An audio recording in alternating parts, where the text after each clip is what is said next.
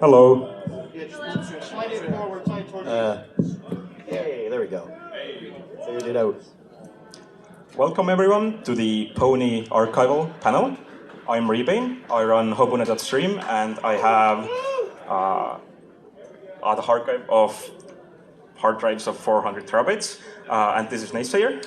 I'm Naysayer. I'm a more casual archivist, and me and my Philly have matching socks. Okay, so what initially got me interested in archival before Pony was when I transitioned from middle school to high school. The school system pretty much wiped all of our Gmail accounts, and they didn't give us much warning to back stuff up, and we didn't really know how to do that initially. So right when that happened, I kind of knew, like, I don't know if I like that. Like, immediately I was like, maybe, like, future me might want to look at this, you know, see how I think, see how I wrote, stuff like that. So that's initially what got me realizing, like, I have to go out of my way to save things that matter to me. And the same goes for Pony fan content. So it can disappear in a lot of different ways. Sometimes creators just one day decide that they don't want to create content anymore and delete all their stuff with no explanation. Sometimes you have people caught up in controversy, and while you may have opinions on these people, it's undeniable that some people value their content or have enjoyed it in the past and may want to revisit it, despite what they've done. And sometimes YouTube just doesn't care about you, removes your videos, sometimes for no reason, sometimes removes some other videos for a reason, but that gets your entire channel removed. Point being, stuff just disappears because YouTube. And sometimes YouTube just decides that they don't care at all and they want to screw everyone over. So YouTube has a long history of making very user-hostile decisions. Just because a video has been on YouTube for 10 years does not mean it is safe. Making a video unlisted if a creator just didn't like that piece of content or was rebranding, but didn't want to delete it so, you know, old fans could find it. Keeping it unlisted was a very happy medium, and oftentimes creators would just unlist their videos and then never touch their channel again. So when this went down, a lot of people tried to reach out to these creators, but plenty of them didn't come back, or they didn't know that this happened, and those unlisted videos were just gone. And this isn't something that happened a long time ago. This was just 2 years ago, and I wouldn't be surprised if YouTube decides to pull something like this again. Like, this was tragic for our community and fan content. So, for the most part, it is on you to save things that make you laugh, stuff that you and your friends enjoy, things that you create now. If you create something now, maybe in a few years, you might look back and think it's embarrassing that you even put that out there, and you might try to nuke it. Protect against yourself. Protect against stuff that makes you happy. Back up things that you put effort in, so like school projects, stuff like that, things that matter. Videos that have only a few views that might fall through the cracks. Even bigger channels can fall through the cracks of people who like set up scrapers and stuff like that to save content. So if you like something, if something makes you feel a certain way, if you keep finding yourself coming back to the same content over and over again, it is beyond worth it to save it. It's on you. What got me into Pony Archival was when videos started vanishing and these holes in my playlist started to appear. And this traumatized me enough to become interested in this a little bit. Now, luckily for stuff like this, for stuff that has a good amount of views, stuff that's popular, stuff that gets shared around, just because it's gone from YouTube doesn't necessarily mean that it's gone forever. One trick you can do is if you open up it's kind of blurry, but if you open up the link up there to the dead unavailable video, and you take out that chunk at the end right before the V equals and you throw it into Google Images, there's a good chance that you can find the thumbnail of it. And if you can find the thumbnail, you can probably remember the name. But most of the time, you'll be able to find the thumbnail, and you'll be able to find the name, and you'll be able to find a re-upload of it or somewhere in an archive that you already have. But that will not always be the case. And if that doesn't work for you, there are plenty of great resources out there you can use. So, of course, there's the Internet Archive with the Wayback Machine, archives a lot of stuff. A lot of the stuff falls through the cracks, but if you get lucky and it's on there, you can actually use that secret link there, replace the ID with the video ID, and you'll get the original file. Then we have the awesome Pony Archive, run by CC, which has a lot of our fandom content archived, and you can search through it with the Warp frontend. If you go to that Warp URL, you can just type anything in, and it will show you everything on there. And there's also a HarmonyCon frontend for it, which you can browse more like a normal YouTube channel, which makes it easy to look at the channels and stuff. And if all of that doesn't work and you're still looking for content, definitely join the Pony Archive community Discord, because there are plenty of people out there to help you. Many people have private archives, and just asking about something might just lead you to finding it. I also run HarmonyCon, which contains stuff I've built back up. And then there's this archive, for those who know, they know. Definitely a great resource for some. And a lot of these archival discords also have chats where you can just drop links in them, and then a bot will take care of everything for you. Especially if it's an active YouTube link, it'll save everything. Sometimes it'll save what they can, depending on how it's set up, the comments, the likes, the stats, the content. So yeah, sometimes it's just as easy as joining a Discord and dropping links into specific chats. And of course, you should definitely do this stuff for the content you value yourself. So there are lots of great tools out there to help you with that. And don't worry about remembering the specific links right now, because there will be a recording of this panel available, and we'll link it at the end.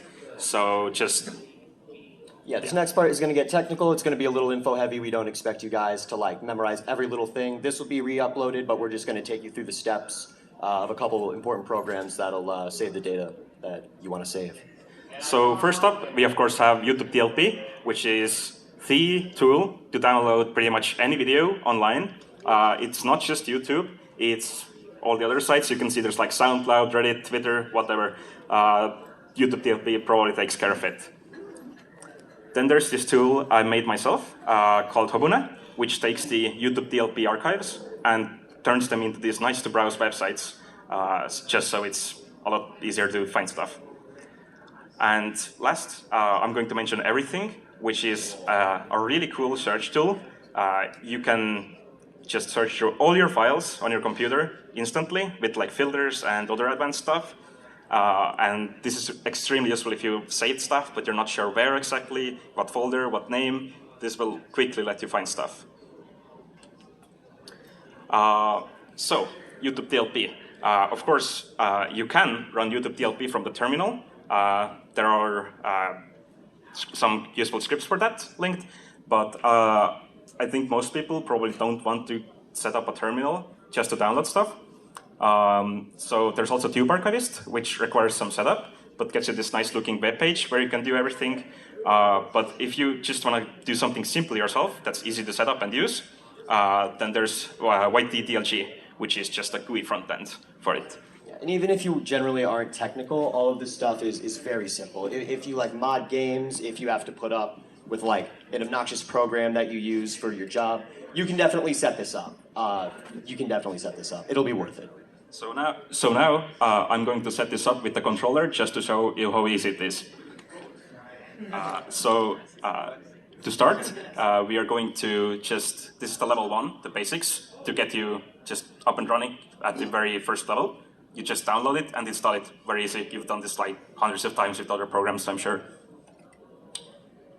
And yeah, your data, in the same way that a YouTube video that's really popular, that's been up for 10 years, is as vulnerable as anything else, your data, your computer, the stuff you have saved right now, that is equally as vulnerable. There's a lot of factors out of your hands that can result in like a complete loss of data. Your computer might just be on the older end of things and break. Your house might get, or some terminal might get struck by lightning, and then you're screwed. There's a lot of unique, interesting, and hilarious ways to lose all of your data. You are not safe, and you need to make a couple copies just to look out for yourself. Even if you don't want to archive anything, just what you have right now in like your present. Oh. It's just hey. doing that all day. All right. Gotcha. Yeah, save your shit. So yeah, we've installed this program. I'm sure you've installed programs before. Let's check it out. We have this awesome video here. Very cool PMV. Would recommend checking it out. Just copy the link throw it in this box over here. We want this on our desktop, I think.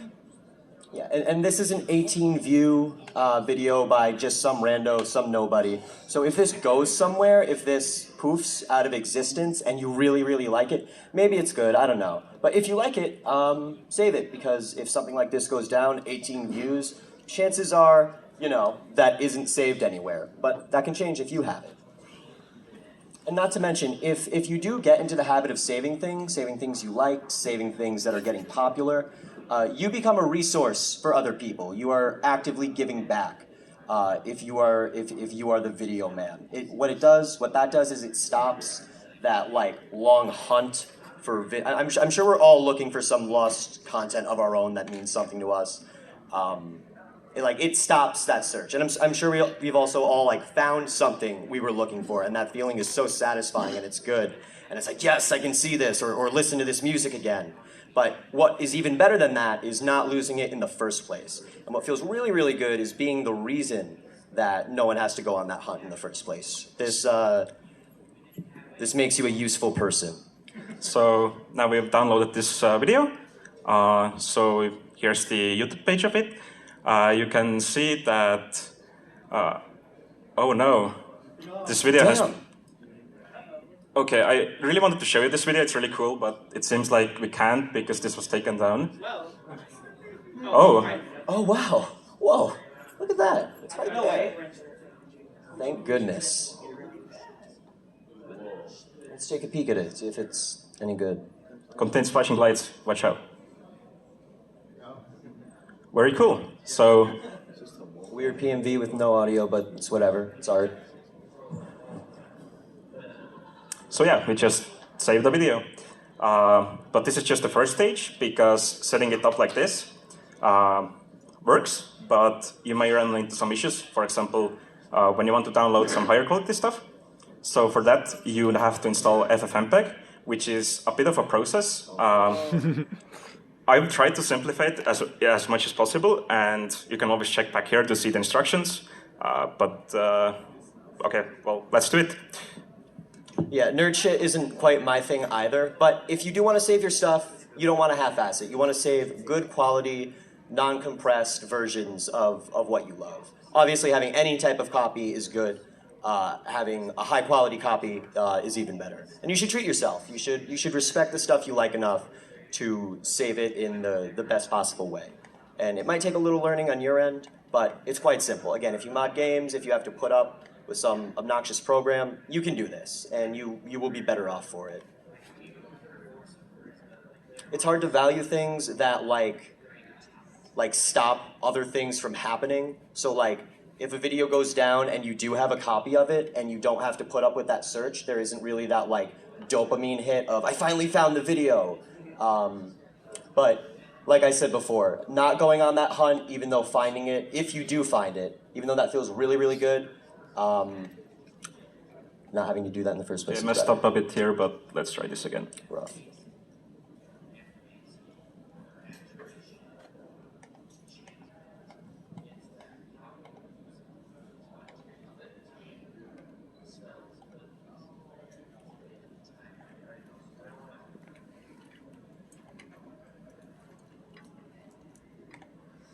So I know it looks scary, but it's just copying text and pasting it there and hitting enter, so. And I know like Archival in and of itself, that might make you think of like some really old-fashioned like scrolls in the basement of a library or something. I don't know if there's like, I think archivist is a cool word. I don't know if there's a more modern term, but it's worth it. It's important. What? Data hoarding. Data hoarding? Oh, that's great. That's great. Preservation? Perfect. Yeah. You want to do that. I know it sounds like nerd stuff, but you want to do it. Still be cool.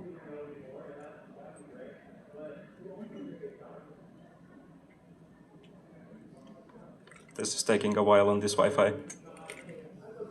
We also had to do a test run beforehand. I don't know if that's screwing with it. Maybe. I promise it's easy. And again, there's going to be a re-upload of this at the end, so you don't have to like write down every single little thing you see on the screen. What if that video gets taken down? It won't, because it'll be backed up. Hopefully the people who watch that video will make a backup of it, otherwise we will break the cycle. YouTube doesn't like when you post about YTDLP, just fair warning. Noted. So yeah, if you do have an archive and it becomes something you're passionate about, or if there's just like one creator you really, really like who makes their content unavailable, archives are amazing, but the thing is, YouTube is still like the biggest platform. And I'm sure a lot of us got into the show not from initially watching an episode and getting hooked, but by watching like a handful of fan content and then checking it out like that. And I'm sure not every single piece, not every single video is still up there. So if you re-upload that back onto YouTube, it might not have all the same views, but it's going to be in a place where it'll get the most traction, the most spotlight. Because the fact of the matter is, if you're going into an archive, you're probably looking for something. Like, you're probably not finding tons of new content in an archive unless that's what you're going out of your way to do. So putting it up on YouTube, having an easy, like, normie link to send people to some content that you enjoy, I think that makes a huge difference as well. YouTube is super public. It doesn't seem like it's going anywhere. So even if your re-upload only gets like 6 views on your archive channel, you're making a difference. You're putting it in a place where it'll be seen. You're doing a lot. So we can now close this scary window. Hopefully we won't need to touch it again. And if we restart this program now.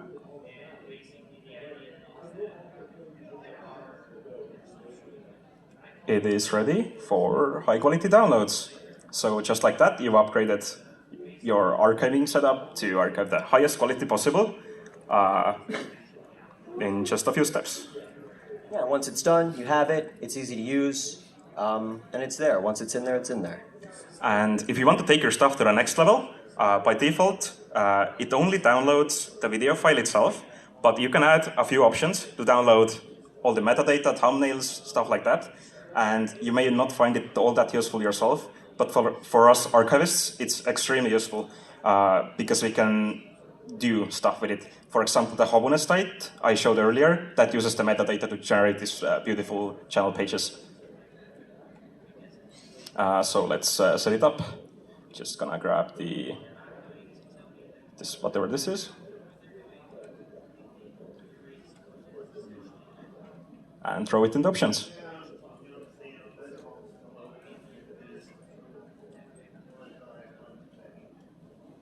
You may also want to figure out what you want to do for the file name. For example, you can have something like this, where it creates a separate folder for every channel, keeps everything organized and nice. And the great thing about YouTube DLP is that not only does it support all sorts of sites, but also all sorts of links. So not just video links, you have your favorite music playlist or a favorite channel, just copy that link, throw it in there.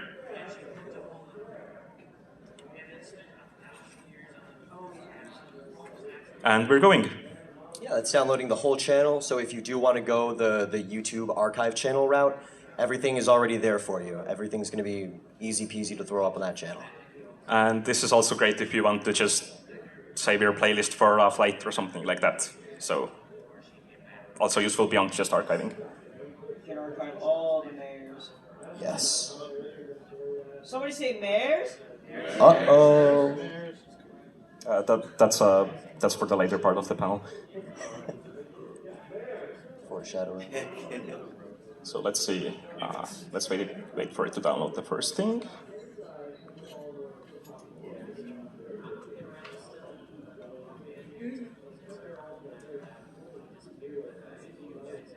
And there we go. Here's the video. Very cute. Awesome. And you can see it just keeps going. It doesn't stop. Downloads everything. It won't stop until it's archived. So that's how you do it. So does it just put it all in the same folder? So does it just put all in the same folder? So that depends on the file name format you use. Here I made it so that it creates a separate folder for every channel. No, okay, no, well, if you're saving the channel, so I mean, if you're saving the whole channel, does it put all the videos in one folder? Yeah, all the videos for the one channel will go in the same folder. So you can see there's, it's already adding multiple videos here. Oh. But all right, that's how you do it. And let's get on to storage.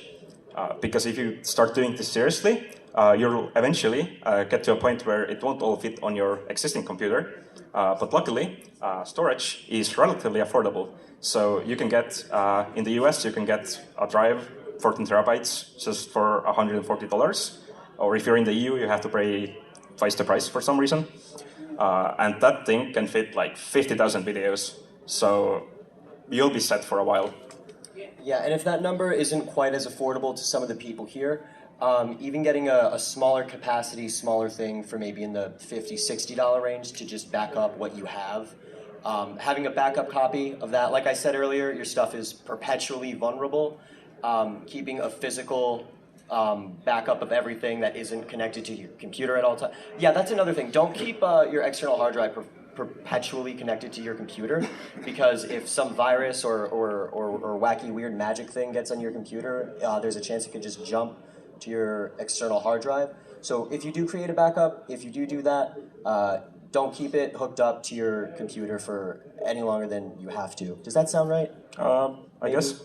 Correct. But yeah, if you can afford it, get a backup, put all your archives on there, put all your personal stuff there on there, put all your memories on there. It's like... We got a question? Oh, I just wanted to mention that you can use a website called diskprices.com, and it'll order these all by the amount of money you pay per terabyte, so you can immediately find good deals like this. So That's what was the name of it? Diskprices.com? Diskprices.com. There we go. With a K. Another question? Yeah, so I know like hard drive failure can like happen every like so many years. Like, do external hard drives, are they less prone to that since they're not connected all the time? So this is a question about how prone are drives to hard drive failure. I'd say don't worry about it and instead get a backup, because even the best drives fail. And a backup of a really crappy drive is going to be way better than just one really good drive. They follow a bathtub curve. So they have a high failure rate at the beginning of their life, low failure rate in the middle of their life, and only at the end of their life do they actually go back up in failure rate. So once your drive starts showing failure signs, immediately turn it off, get a backup, copy all the data off. Prioritize the things that you thought were important enough to save in the first place. We'll take questions at the in just a moment. So Why would you do that?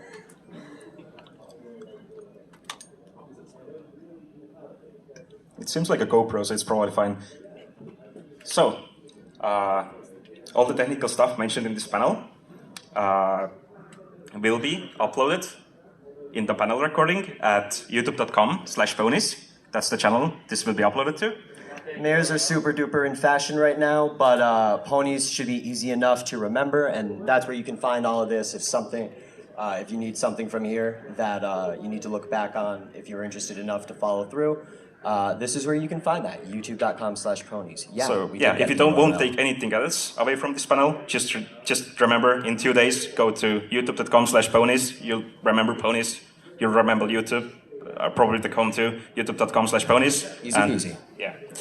And now we have some awards to give out. All right. This award is for Best Boy. This award is going to someone who was paying attention, who's going to follow through with everything, and will be blessed with the luck of never having to deal with anything too substantial of loss.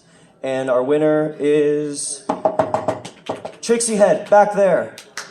Come up and claim your award. Woo. Good job. I would like to dedicate this award to Trixie. Woo.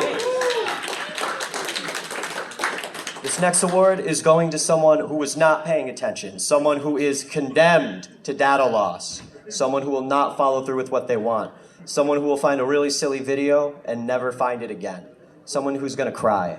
You, right there in the hoodie, between the man in the nice suit and the person with the great hair. Yeah, you. Come on up, come on up. Hit me with that fluoride stare. Come take this. Come take this. I actually learned nothing. Thank you for being here, at least. I guess. We have a third award. We have a third award. And this award, this battery bank, this awesome, cool battery bank. What? I thought it was an SSD. Think again. This is going to Princess Cadence, completely for free. Just for being here, just for being really cool. Just for being awesome. Thanks. Cadence gave that to me, and I forgot to give it back to him at the end. Everfree, and yeah, congrats. We have like 3 minutes for questions, so What's your opinion on cloud storage? what's my opinion on cloud storage? I think cloud storage makes for a great backup, but it's too unreliable to use as a primary storage, and it's also very expensive. If I need to use it as reference, because I pay like $5 a month for 500 gigabytes on Mega. Yeah. CFS or RAID? CFS or RAID? I think CFS, but I think it's the best to just do whatever works for you. Are you going to talk about the dark side of Archival? No, I'm not going to talk about the dark side of Archival. Yeah, I wanted to point out, I remember Google publishing some data some years ago. They found in their data centers that power cycling a new drive even once massively increased the failure rate. So apparently power cycling a drive once increases the failure If rate. you're doing it a lot anyway, like don't worry about it, but if you're setting up something like a home NAS to try to avoid power cycling, it will affect the life. Okay, so don't power cycle your drives. You can help. Why chocolate instead of scoop or WinCat? White choco? Yeah, instead of scoop or WinCat. Because it's the first thing that came to my mind. I think if you're at the point where you can differentiate between those, you can probably figure out installing FFmpeg yourself. Would you recommend offsite backups? Would I recommend offsite backups? Yeah, definitely. It's not possible for everyone, but if you can do it, just having a hard drive, even if at like your parents' house, that's like amazing for just making sure data doesn't get lost. Creating backups of backups on different medias. Like if you're going to have a cloud system, you're also going to want an external hard drive, maybe 2 external hard drives, maybe an external hard drive that isn't in your house. It's important to have backups of backups. It's important to have redundancies if you can afford it. There is unfortunately like a paywall to some of this, but if it's something you can do, you ought to. Yeah, why is FFmpeg suck installing on Linux? Why does FFmpeg doesn't suck installing on Linux? It sucks installing on Windows. I don't know. I wish it was easier because it would make it so much easier for people to get into this stuff, but like it just takes so many extra steps. What kind of software is out there to like synchronizing different backups? So like you can figure out that this backup has this file, but this one doesn't, and then what software do you use for backups? I personally use rsync because you don't need to copy the files over every time. It just copies over what's changed. Yeah, that's what I use. I don't know much other things to recommend, but works great for me. Can you archive from an archive? Can you archive from an archive? Absolutely. If you find something like on the Pony archive you like and it's not on YouTube, definitely download that. It's very useful to have like extra copies of archived stuff. For YouTube comments, do you have any suggestions? YouTube comments. That's a painful process and it also changes often. So I would recommend just Googling it at the time you're watching this. Because it just changes all the time. What's the best method to do it and how fast it works? It's usually a bit troublesome. How about social media posts? Social media. It very much depends on the site. I don't think I'll be able to comment much on that, but just Google for whatever you want to search for and yeah. What's your favorite thing that you've archived? What's my favorite thing that I've archived? It's this YTP.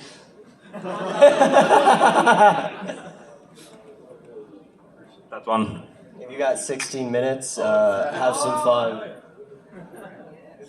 Yeah, that's all right.